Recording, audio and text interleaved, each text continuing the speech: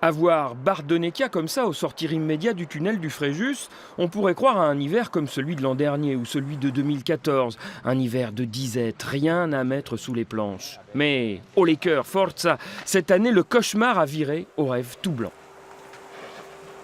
Vous le voyez à toutes ces petites lumières vertes qui clignotent. Ici, en Italie, tutto aperto, toutes les pistes sont ouvertes.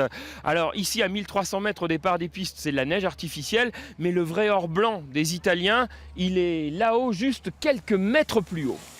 Dès 1700 mètres, ce skieur à l'élégance toute italienne s'en donne à cœur joie depuis le 3 décembre dernier. Jour d'ouverture officielle de la saison d'hiver ici, il n'avait plus été tenu depuis 2 ans. Car le cadeau de Noël tombé du ciel de Bardonecchia est arrivé sous le sapin de toutes les grandes stations piémontaises.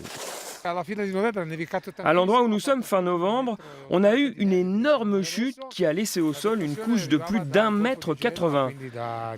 La dépression arrivait du golfe de Gênes, au sud du Piémont, et elle s'est arrêtée ici sur notre chaîne de montagnes frontalière avec la France. La neige n'avait pas son passeport alors ? Eh non, cette année, la neige, on se l'est toute gardée pour nous, on dirait. Ajoutez à ce cadeau du ciel des températures froides qui permettent de faire tourner les enneigeurs nuits et matins pour assurer le retour station. Et vous comprendrez pourquoi en ce début de saison, les Alpes italiennes ont le sourire.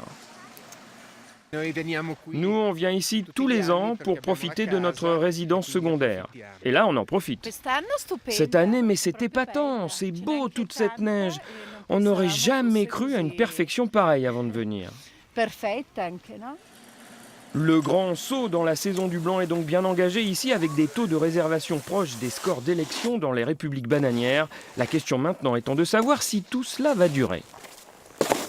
On s'attend évidemment d'autres chutes de neige, je le répète, pour l'ambiance et pour les clients, mais la quantité est telle en altitude qu'on n'aura pas de problème jusqu'en fin de saison. Une belle assurance que l'on aimerait bien entendre prochainement dans nos stations, à défaut de pouvoir souscrire une police d'assurance neige.